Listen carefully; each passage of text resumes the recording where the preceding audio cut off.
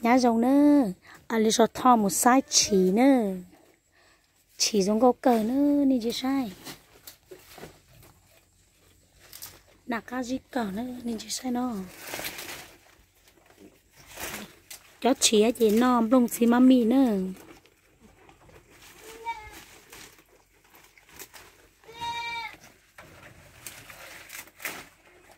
xin chào mọi người, Alisa đang đi thăm đàn dê của nhà nha.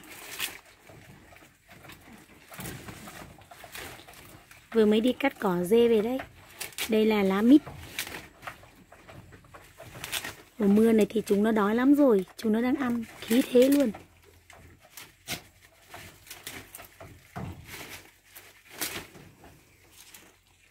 Đây là chuồng 1 nha. Đen đen.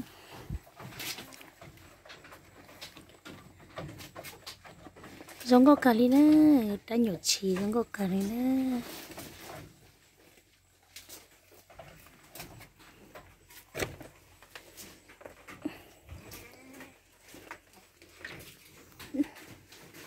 Đó chị. Nó chỉ trò thế nữa, để nó chó nữa.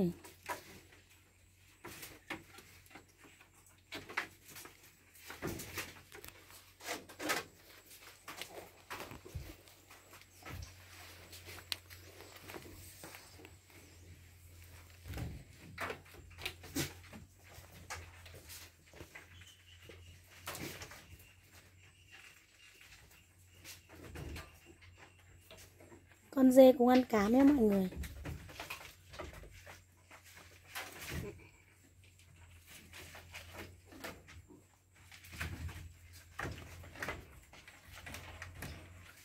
Cám này gọi là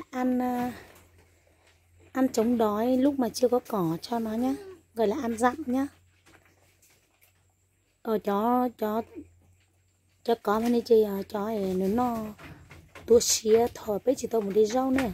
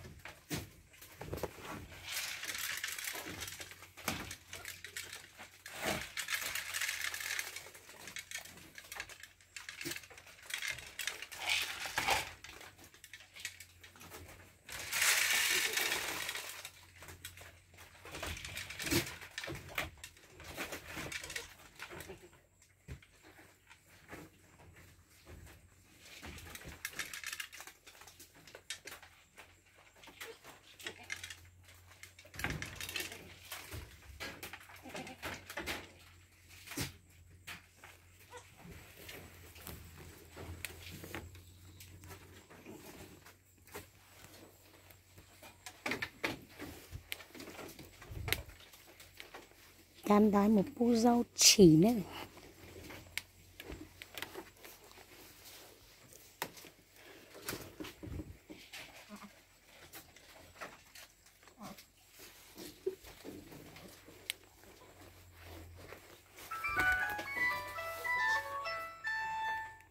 Alo.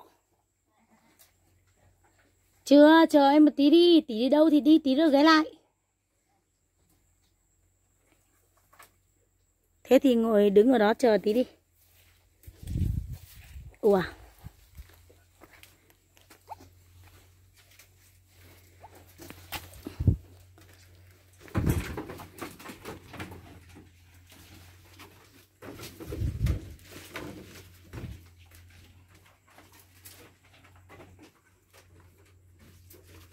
Ăn chưa hết mà.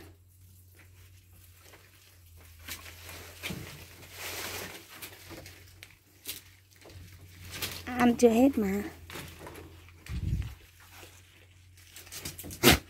Chỉ no hết á. Mình nữa.